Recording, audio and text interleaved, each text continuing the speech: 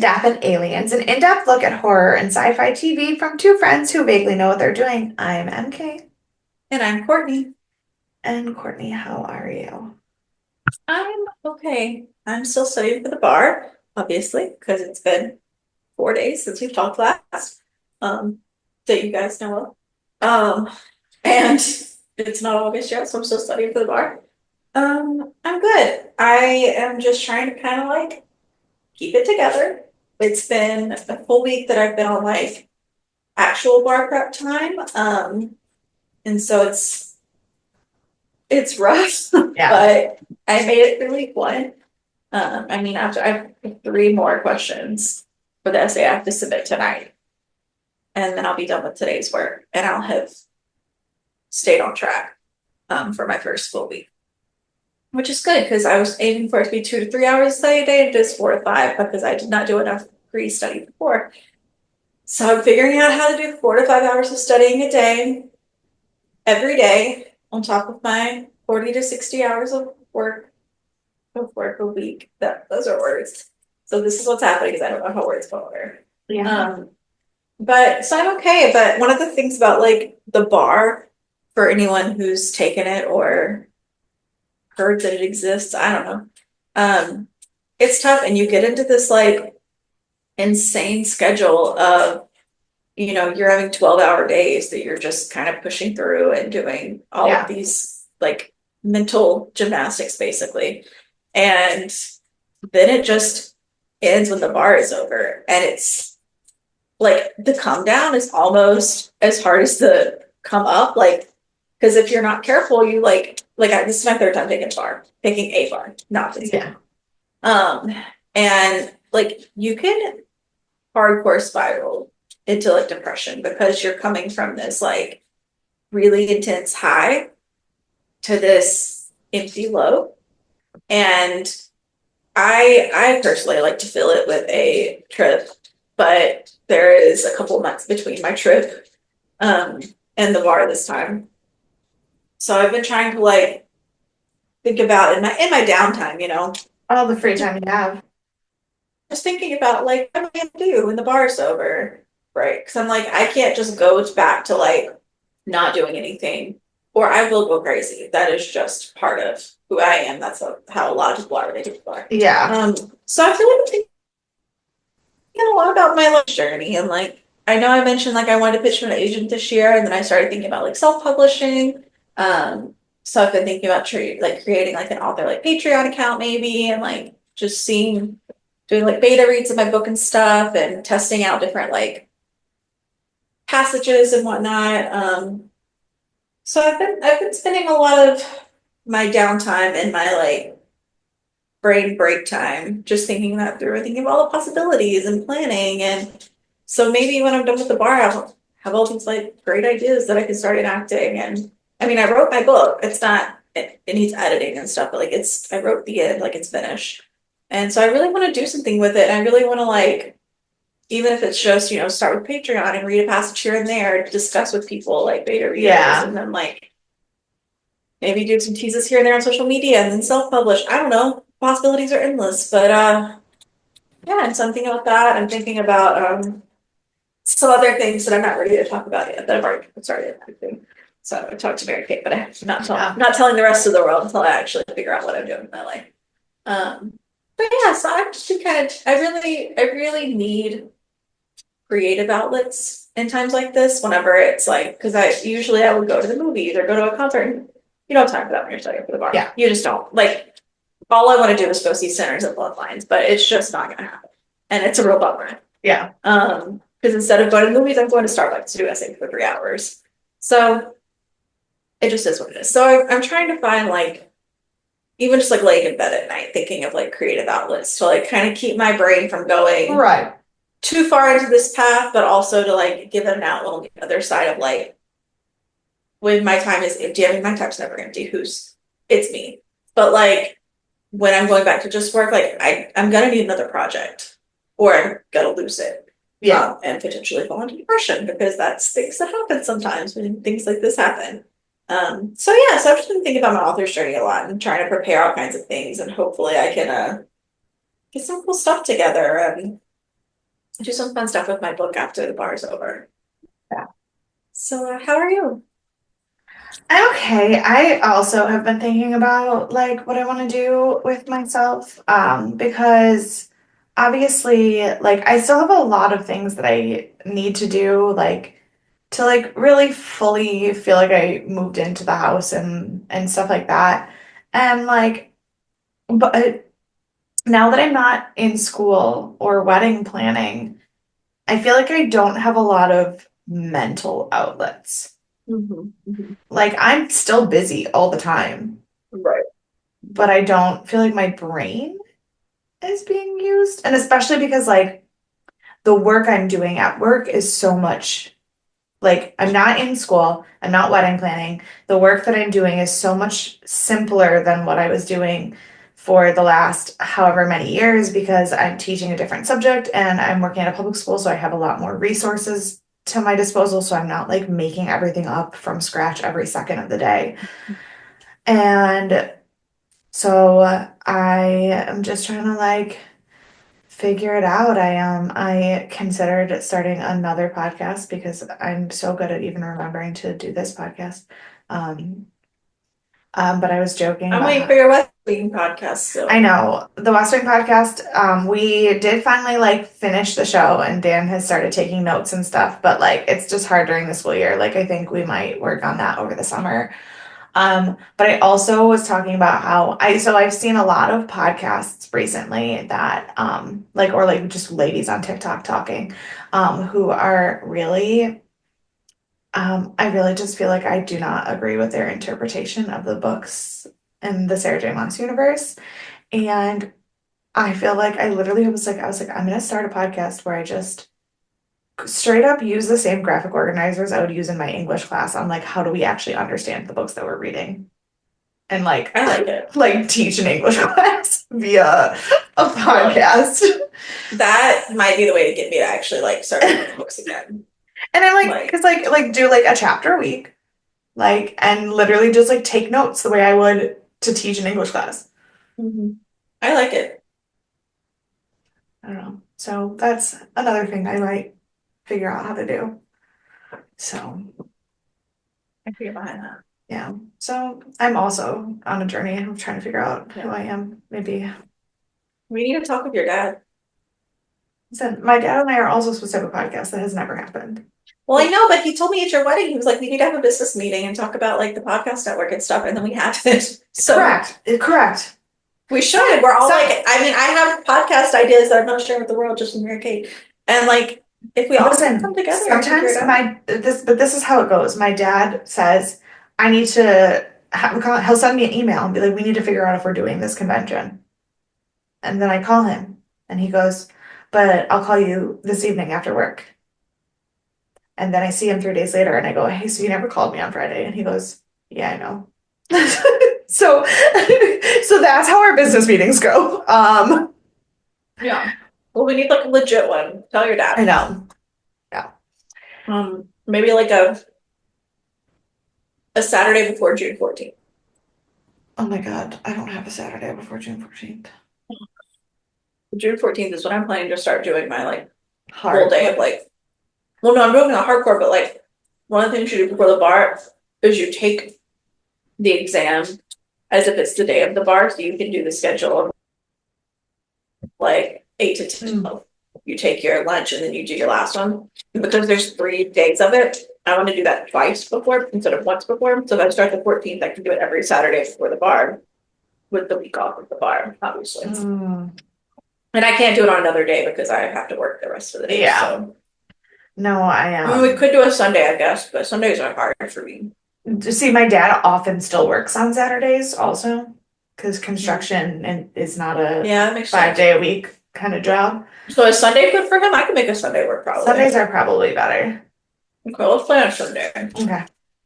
I don't know when because Sorry. like it's okay because like this Sunday we'll be in Florida and next Sunday I have a baby shower and so Well, it's not all day. Baby showers aren't all day. no, I know, but Yeah.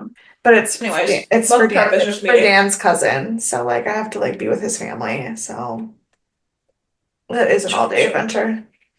Mhm. But yeah, so since we are both just trying to figure out how to get by, do you want to give us some words to do that with?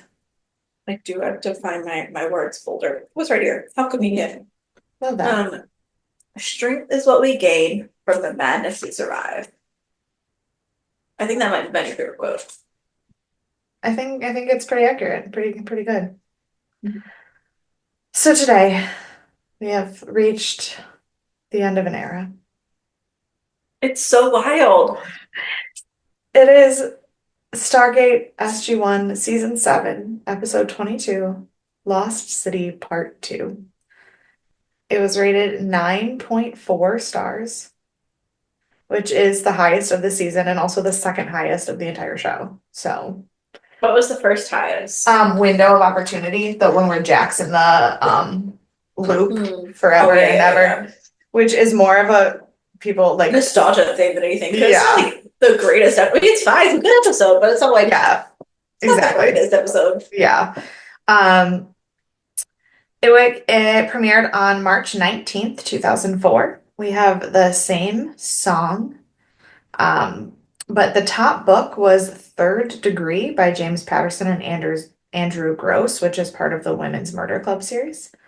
Which I'm about to start because Daphne that I work with, she gave me a duology of his books and she's been binging them and she's like, read these two books and then I'm bringing you each one every week to read Women's Murder Club with you. So I'm gonna start it. All right. And the top movie was Dawn of the Dead. I've never seen that Me one. either. I've seen Shaun of the I was about to Dead. say that's the real one, not Yes. the parody. I've seen Yes. the parody. Correct. Yeah. What a time. On this day, the only news I could find really is really only interesting. I mean, no, it's interesting, but it's interesting because we just recently were talking about how the China was like, we're not interfering in Taiwan's election. Like a couple weeks ago, that was the like news article. On this day, while campaigning, the president and vice president of Taiwan were both shot.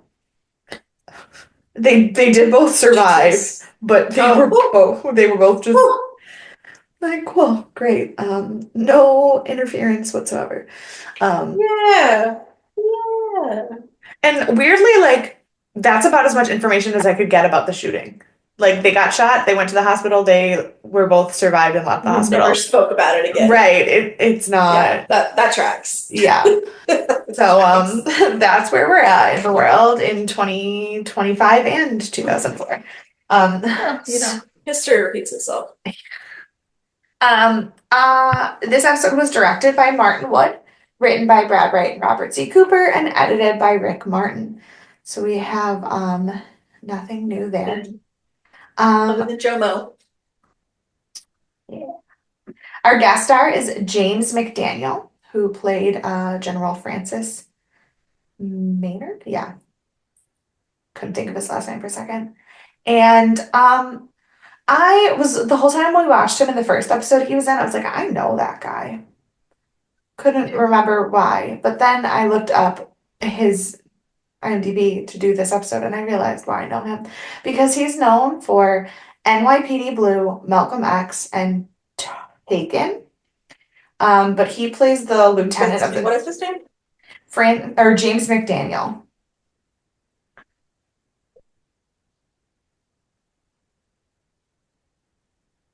He played the I think lieutenant. there's a lag on my end. Oh, okay. It's fine. It's okay. Can you hear me now? I can hear you.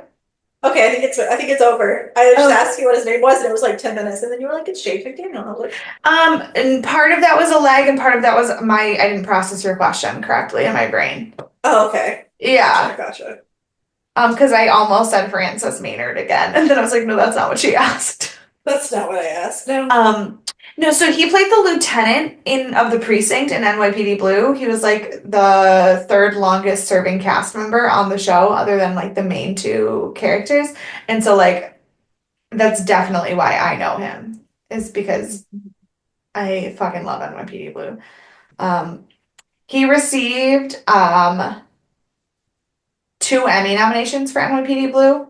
And he has received an Obie Award and a nomination for a Drama Desk.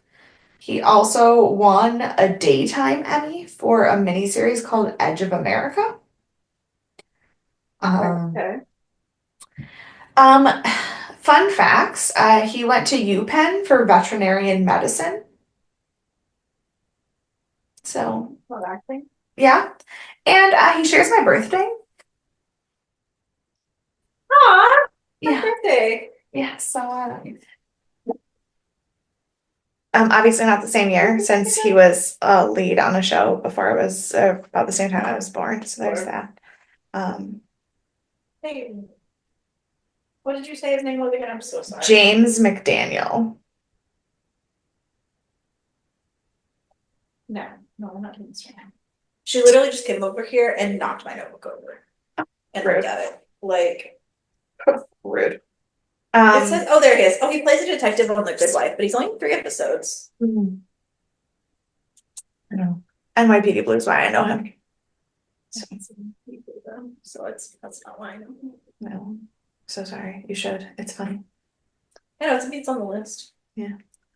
Um, so this episode we start with a previously on that just tells us about the last episode, obviously. And then I don't know if I imagined it or if it really was truly the shortest cold open the show has ever had. Um, we get a scene of Jack working on the crossword puzzle, but he's mixing ancient words into his answers, and Daniel is like pressuring him about how he still needs to find Lost City. And then we get the credits, and I genuinely don't think we've I feel ever like had. I don't feel like it was that short. Oh, I felt like it was the shortest cold open ever. Just because Stargate often has very long cold opens. That's true. That's true. Like I they didn't have a think, whole thing about all the different words, and I don't know. yeah. It didn't feel that short to me. Okay. But that I is just fair that think they have long ones. I think it's comparatively, like not compared to other shows, but compared to this show, I was like, this is a very short cold open. Yeah. But so yes, now we get the credits. Um, After the credits, Jack is continuing his spiral into ancient knowledge, and he and Daniel determine through Jack's odd antics that the symbols on the gate actually have sounds associated with them, and so like the gate addresses are actually words. Yeah. Um, and so pro I wrote the name of the planet that they're looking for, and I can read the letters that I wrote, but my brain can't turn it into a word. I think it's Yeah. Proclarouche. Yes, that's it. Proclarouche Teonas. I'm sorry. Can you try one more time? Proclarouche Teonas. Okay, I'm not even gonna try. Yeah, but that's the name of the planet that Jack keeps writing down in his crossword puzzles. Right. So he and Sam fill Dr. Weir in, but determine that they attempted to dial this gate 2 years ago and they couldn't establish a wormhole. So it must be on a planet where the gate is not accessible and they want to take a ship. But Weir, to her credit, is not like you can't. She's just like, do you really think 3 days away from Anubis blowing up our entire planet is the time to take Prometheus away from Earth? Yeah. Um, Actually, to be fair. but while this is going on, Jack has started doing things he doesn't understand again, and he's building some kind of weapon or something that he doesn't know what it is. But um, then we go to a scene where Teal'c and Braytak are meeting a Jaffa named Ronan, and they're asking about his ship, and he was like, "I will give you my ship, but I want to come with you. I'm a really good pilot. It's my ship." And they're like, "We knew your dad. Done." And I'm gonna be honest, this is the moment where Dan goes, what are his qualifications other than he knew your dad.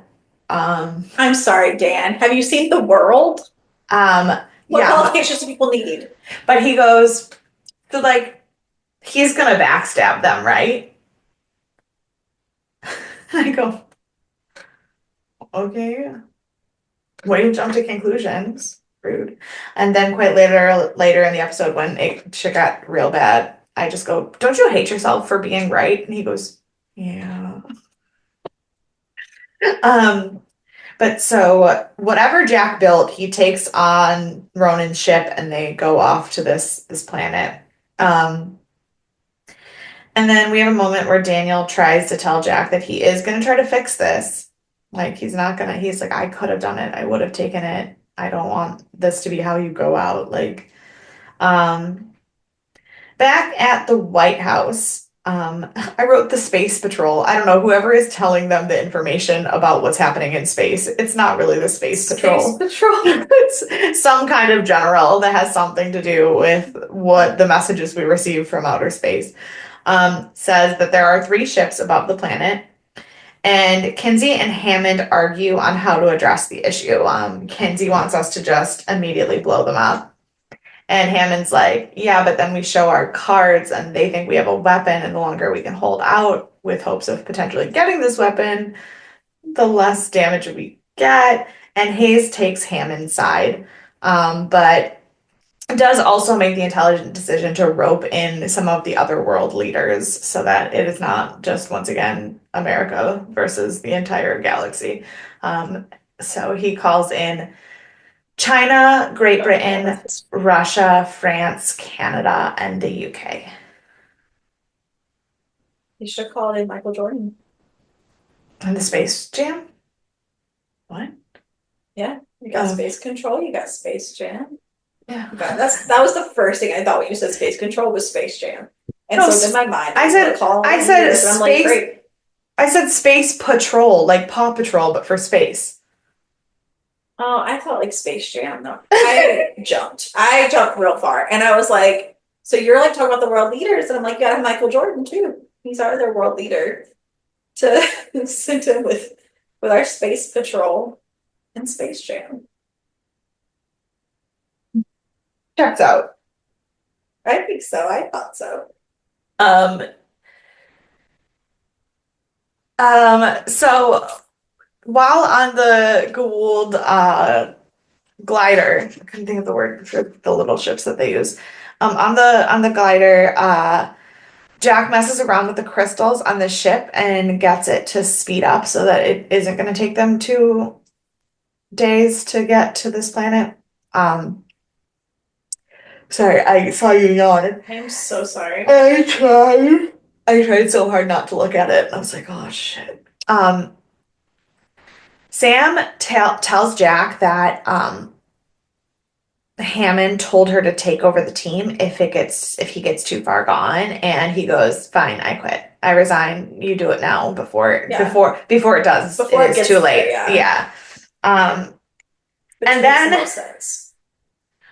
She's like, hey, so when I was at your house last week, like I was trying to tell you something, and she doesn't say it, but we all know.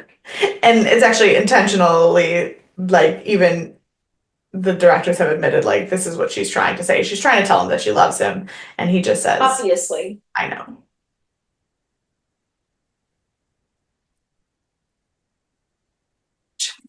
I have things to say about that. But then Anubis orders the attack on Earth. So yeah.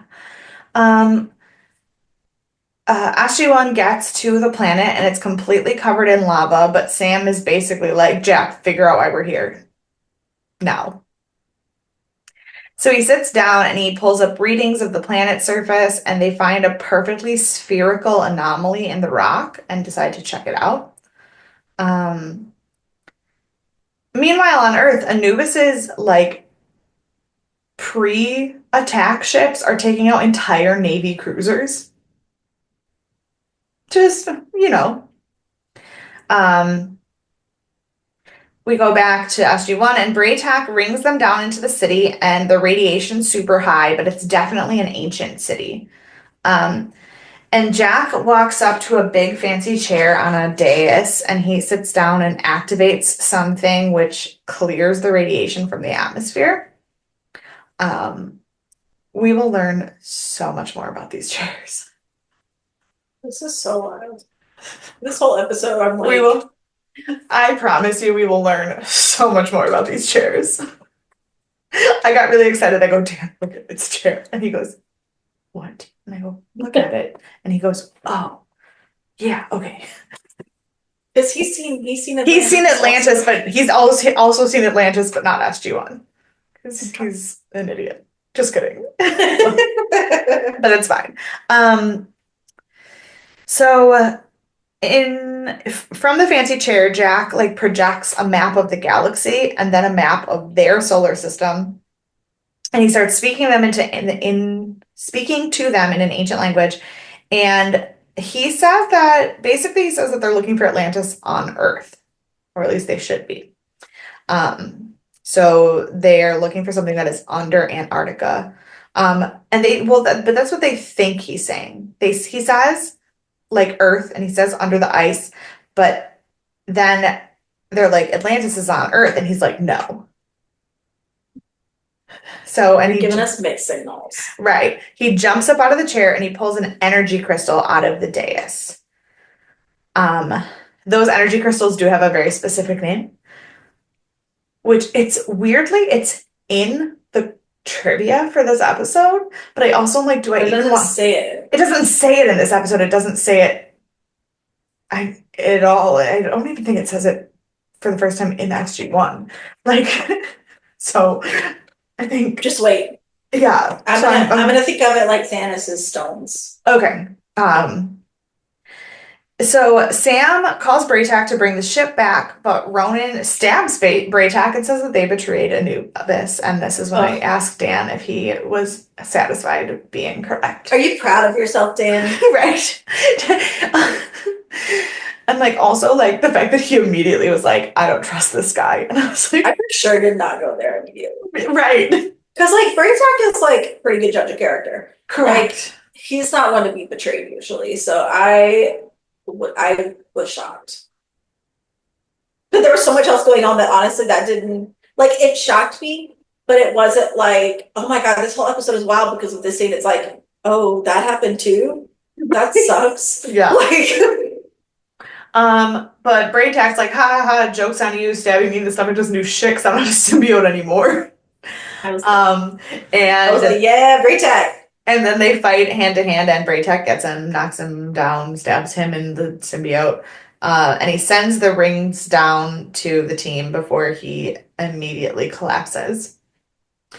And they ring back up, and they find him laying down on the ground, and he tells Teal'c that this is it. Like, he has done a lot, and he has fought a lot, and he has been injured a lot, and he knows he can heal, but he doesn't think he will this time. He thinks that this is it. He starts to like get ready to say goodbye. And then Jack just weirdly ancient magic heals Braytak. This man, not that I want him to die, not that I want Braytak to die ever, but this man has evaded death more than anyone. He's like, what, like 830 or something?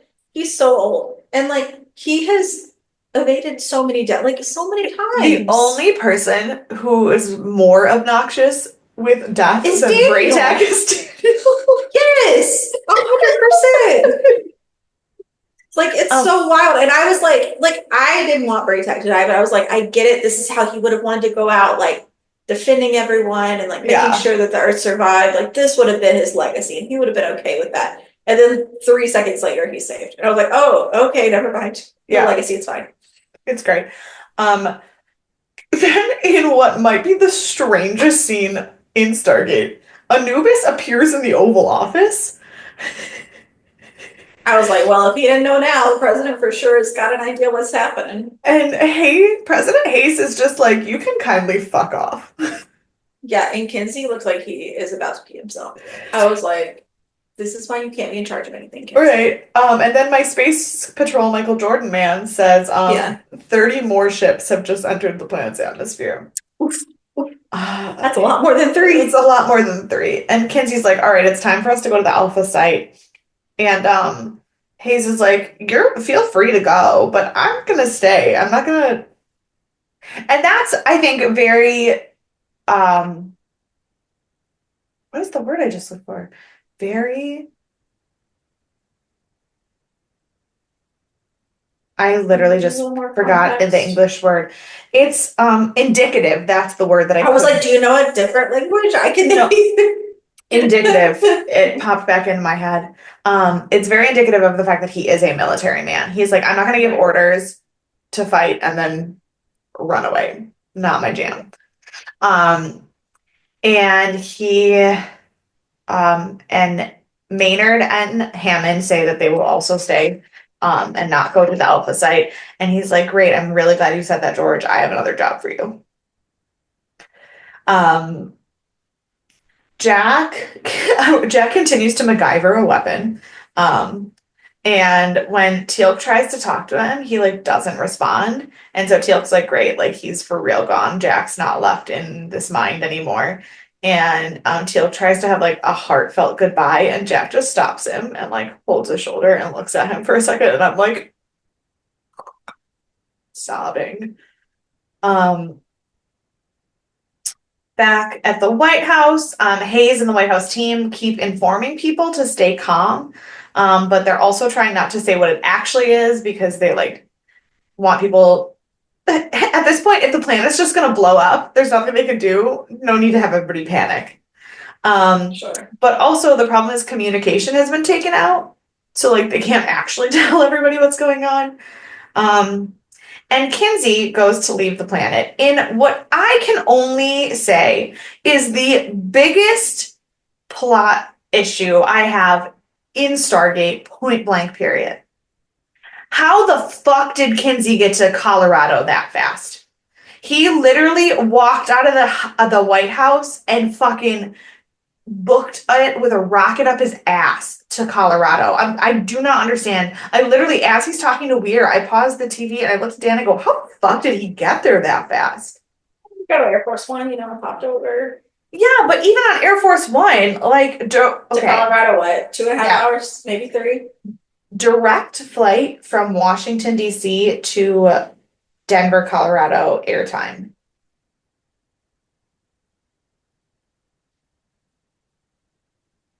Between 3.5 to 4.5 hours. We just got lapse in time. But then also, if it's a 4-hour flight, but it's a 3-hour time zone difference.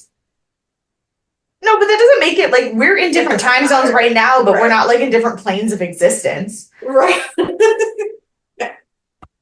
Anyway, it doesn't make sense. Dan just asked me if I ate. No. No. Does he know you? Oh, but also, oh no, he did ask me that 10 minutes ago. I thought he asked me that 40 minutes ago. I go, where the fuck was I? No. So he is going to leave the planet, and Weir is like, just so you know, you're a coward and you're a terrible person, and I do not care for you. And he goes, that's fine. If you survive this, you don't have a job anymore anyway. I hate this man so much. Much. So then the power goes out on the base, and Weir, in what she has like immediately figured out how to do her job. Like, say whatever you want to say about Hammond not running the base anymore. Weir is not a fucking idiot. She went in there and was like, yeah. She immediately calls for them to manually close the iris because when there's no power to the gate, you don't know what the fuck can come in. And thank God she did, because it's just in time for Anubis to dial in with a nuke. Jesus, yeah. No. I mean, she's putting her time to learn. Like, she's doing the research. She's not an idiot. Yeah. Like, if it can't be Hammond, I mean, she's doing it. So they call the president to figure out what's going on, and Kinsey throws a hissy fit, and Hayes is like, by the way, I accept your resignation. You're no longer the vice president of this country. Thanks. Kinsey's like, you can't do that. And he goes, I have so much shit on you that you're lucky you're not in a hole in the ground. Like, he's like, I could literally shoot you right now. Like, it's like, thank God. He's like, I could take you out back in old Yeller style, shoot you, and people would thank me. Like, right. You have no power here. Then we find out that the new job that the president gave Hammond was to captain the Prometheus.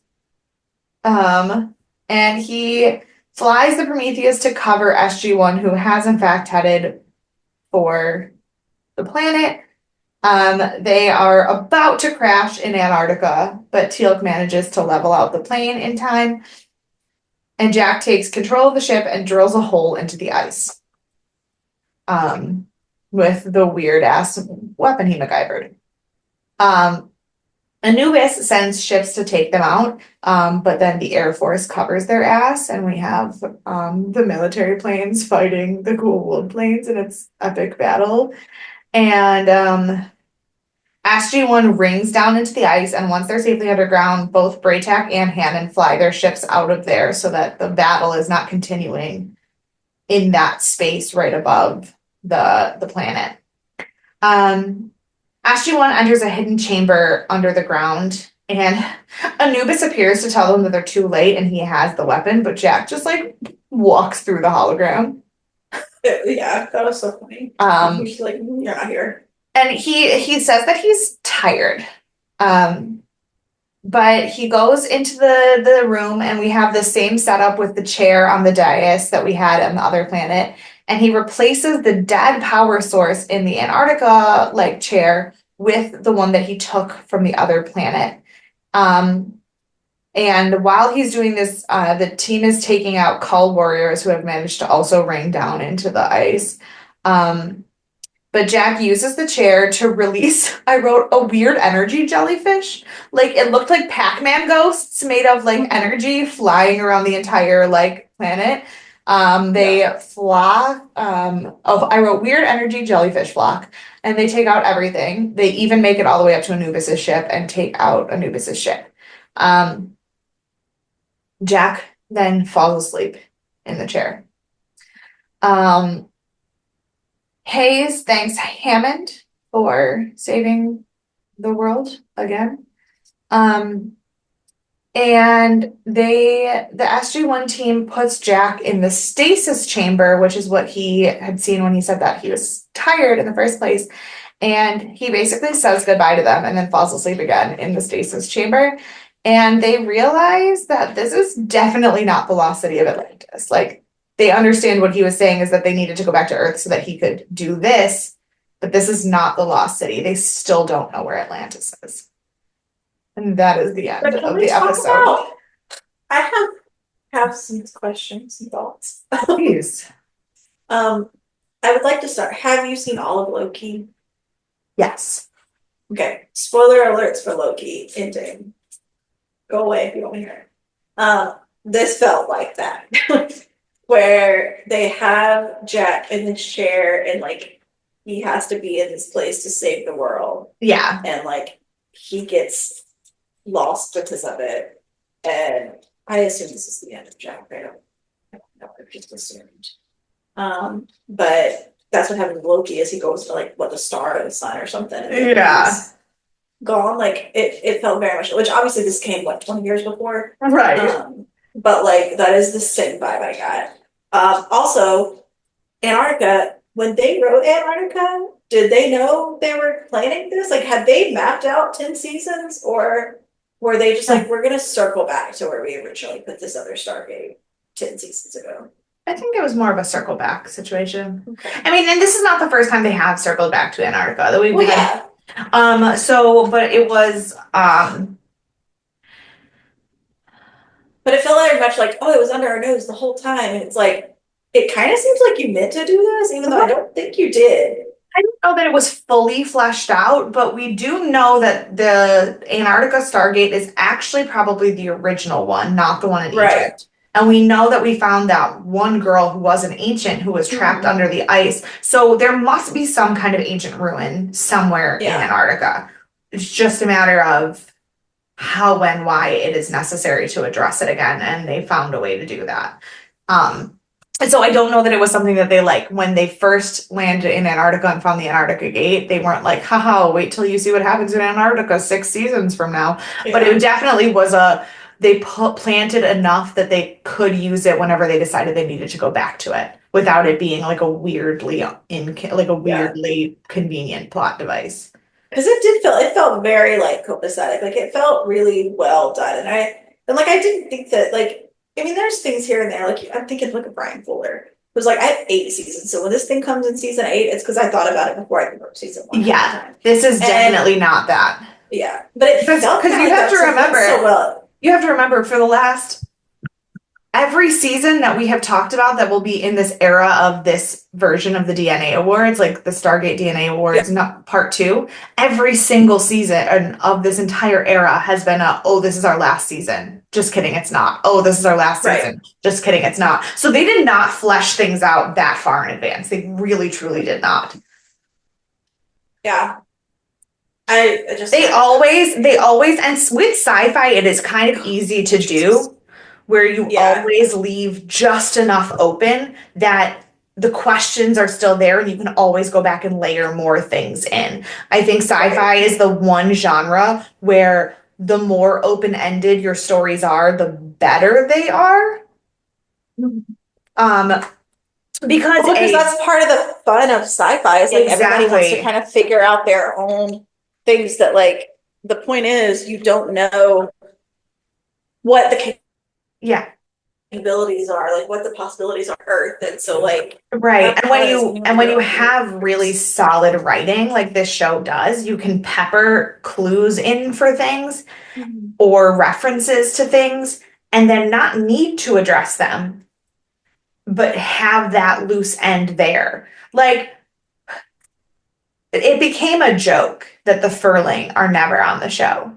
But like, say the show lasted another 10 seasons after that, we still have all of those other races that we can go back to and address again. Like, it's very... Yeah. And like, I'm sure the first time that Chaka was on the show, they did not have the 6 other Unas episodes already planned. Yeah. Like, so it is a benefit of the way sci-fi is written that isn't necessarily able to be done in horror because there's a different feeling when there's a cliffhanger in horror. Yeah. So. And I think like that's one of the things about this show that's like so well done is like they leave so many cliffhangers, like you said, that like you don't like not as like cliffhangers, but like loose ends, like the Furling, like all of this. And it's like, but it doesn't feel like you're missing out. Right. Like you don't feel like you don't know the story. And then when they come back to stuff, it doesn't feel like a convenient tie-in, which you get with other shows. Like it doesn't feel, I mean, there's some things, but it's usually like within the episode, you're like, oh, we got through really fast this episode.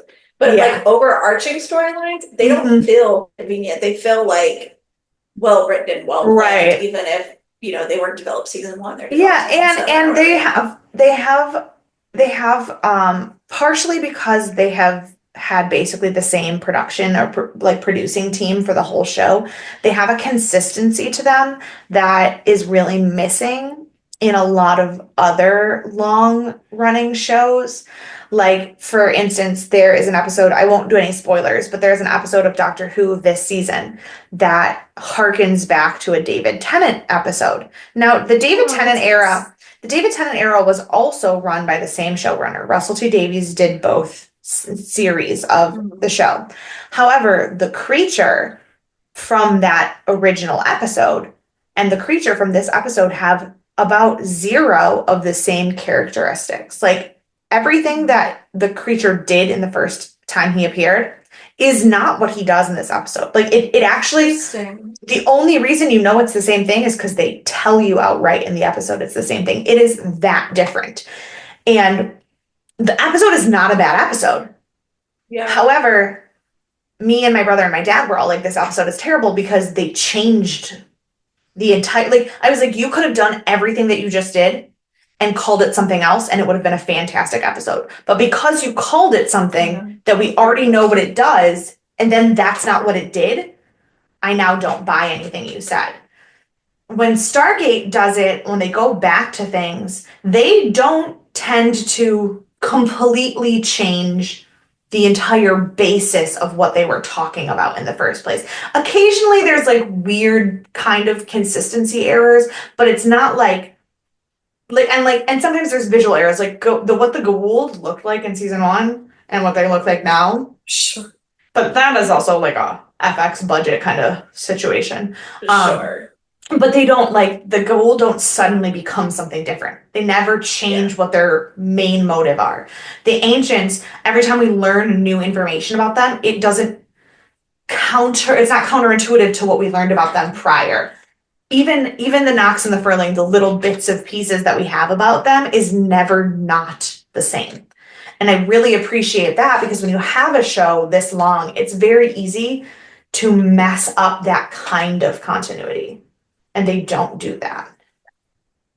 Yeah, I feel like I really like that part. I feel like the visual aspects don't really bother me, because also like you have to think about, this show's been running for at this point that we're watching, it's about to start its 8th season. Yeah. And it's in the time where we're figuring out how special effects work. Like, it's not even like, I mean, you have your 60s to 90s that are pretty much like, this is what we can do. Right. And then you have your 90s to like 05, they're like, oh, here's all of the things we can do. And then after like close to like 2010, we know we can do it again. It doesn't look that different. But this time period, it had so many changes with special effects. It's such a growing time for special effects. Yeah. This show started in 1997. And then you think about it, so this season ends in 2004. So then 5 or 4, 5, 5, 6, 6, 7. So SG-1 ends in 7. But then Atlantis ends in 09 and Universe ends in 11 or 12. So if you look at the difference between 1997 and 2012, just in broad terms, it is almost as vast a difference as looking at like 1945 to 1965 in terms of what was on a screen. Right. So for them to be as true to their own continuity in that epically changing of a time period is impressive. That's what I get. There you are. Okay. There you go. I was like, you froze for a second. Yeah. Yeah, I mean, it's like I know we haven't started the show, we're starting soon. But like Atlanta starting in 04, starts in 05? It starts in fall of 04. Okay. So in fall of 04, I don't expect as many visual changes in Atlantis throughout, because even though it's a similar time frame, it's a different time period. And like, we just didn't have those kind of changes. Yeah. I expect camera and lighting differences, because they went wild in the 2000s with camera and lighting. But like, I don't expect effects visuals to really change so much. I will say we can talk about this more when we actually get into Atlantis, but SG-1, even as effects got better because of that desire to stay true to continuity, there were some things that they probably could have done better and differently, but it would have looked too different from what happened in seasons 1 or 2.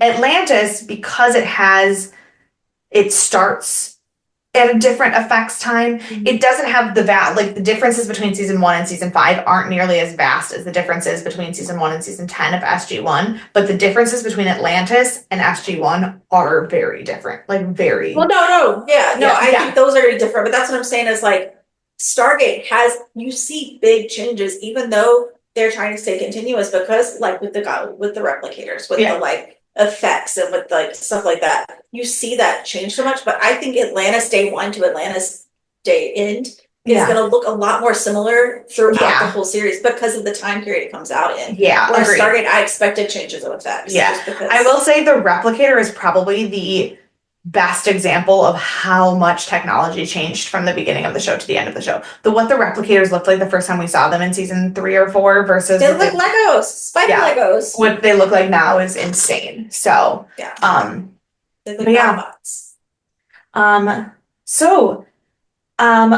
Most of the trivia that I had, again, like I said, there's some behind the scenes stuff that I wanted to talk about, but I want to save that till next week when we do our full season 7 wrap up.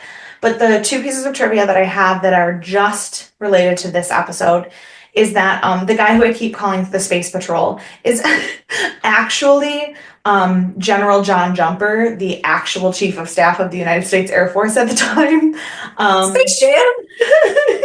And also he's General Jumper, and so obviously he's part of the Space Jam. Space Jam General John Jumper. Yeah. Jam General John. So, but also like a jumper is a basketball position, so like, duh. Right. Jordan, what's his last name? Jumper. Jordan Jumper. Jordan Jumper. He's the actual real Air Force Chief of Staff. And he was supposed to appear earlier in the show.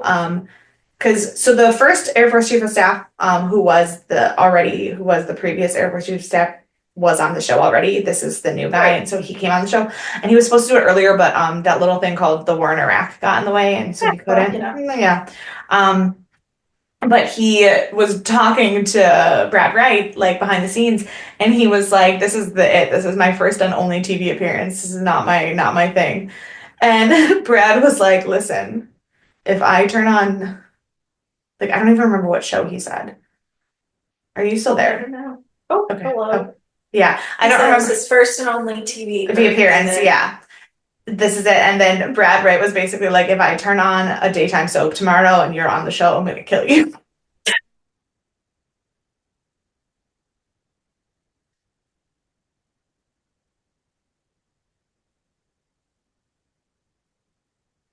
Look like you can. I hope. You can't imagine the face that you were just frozen on.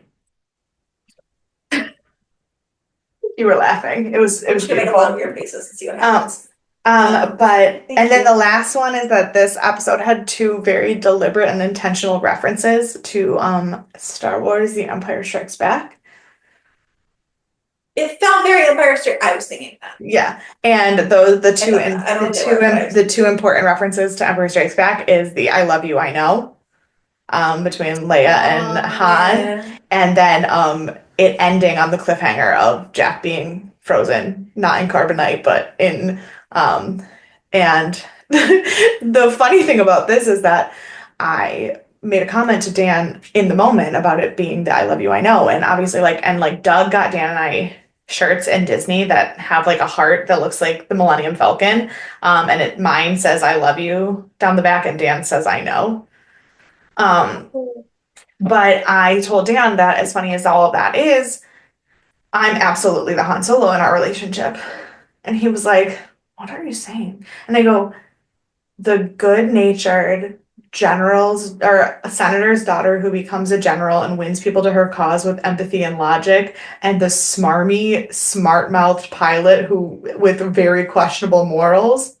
Yeah, I'm absolutely the Han Solo in this relationship." For sure. And he goes, "Rude." And I go, "I'm not insulting you." He goes, "I know.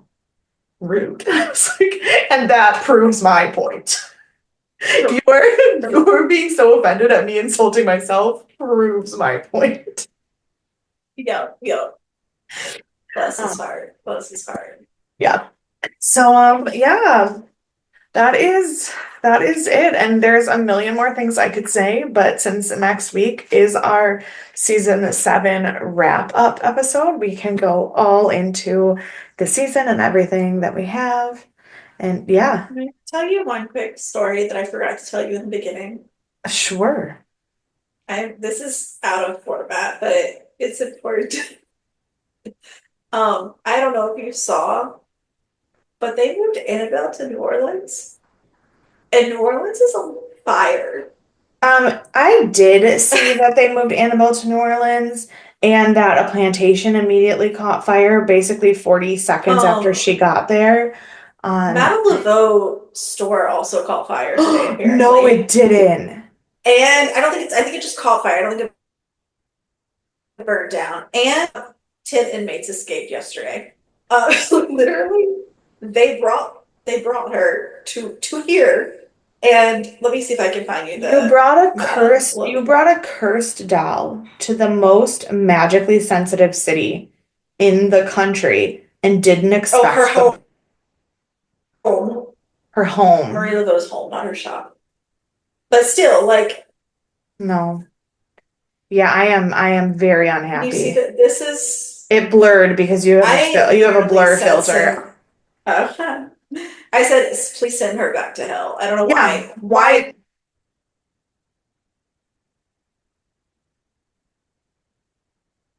there's in this now, obviously, too. There you are. Yeah. Yeah. That's also probably why your But internet yeah, doesn't so I work. just needed to make a note of that. It probably is. If Um, she's here, she's s- breaking everything, and I know what it yeah. is, but these So people. very quickly before the internet doesn't let us do this anymore, who Mhm. do you want to punch? Oh yeah, we didn't do that part yet. Yeah.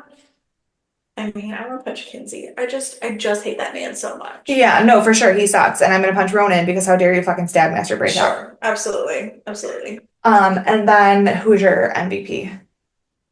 I mean, it's gotta be Jack, It's right? gotta Like, be Jack. it's gotta be Um, Jack. yeah, I knew you were gonna pick Jack, even though Jack is 150,000 times percent my MVP. I am going to go with Hammond flying the Prometheus and saving the world, obviously. Yeah, for Um, sure. yeah, but so like I said, we're gonna go more into all of season seven, thoughts and theories, some more details about how we're gonna split up the upcoming seasons of the show next week on our season seven wrap up. We're gonna cut this off before Courtney's internet completely gives out. And hopefully she survives to next week because there is in fact a haunted doll too close to her house. That's new, right? The confetti? Yeah, I don't think I've That ever was a seen that confetti before. last time. No, wasn't it balloons? No, is the balloons the two thumbs up This is balloons. or They changed fireworks? it. This No, was it fireworks. This no. is fireworks. No, Oh, the one is balloons, balloons, two two is is confetti. fireworks. Oh, and thumbs up is Fireworks. fireworks. Got it. Okay. Whatever. Sorry, I totally interrupted you. It's still only an Apple product, so I'm still not I happy about know. it. I know, sorry. If you also want to complain about the things that Windows doesn't let you do, please email us at deathandaliens@gmail.com if you have suggestions about where you would like us to send Annabelle. You can follow Straight to hell. straight to hell. Follow us on all of the social media at Death and Aliens. You can follow me everywhere at EMKAY_superstar. And you can find me at CE Cloud 13. And I'm on Blue Sky now, so you can find me there too. Don't know what that is. It's the new Twitter, but it's Blue Sky. No, I still use Twitter, X, whatever it's called. I don't know. It's got so many like ads and stuff. There's so much happening on That's there. true. It is really addy. I don't know. Anyway, mostly just Instagram is really the only, and TikTok. That's where I talk to people. I don't do anything else. So we will see you on Thursday for another wonderful episode of Thriller I'm gonna do Thursday as we get through something Clarice. slightly over here. Yeah, I was just gonna end it whether you came back or not. Oh, there you are. I'm Okay, here. I'm back now. You're back. We will see you on Thursday for another episode of Thriller Thursday. And you can stay tuned for season seven wrap up on Sunday. Bye. Bye.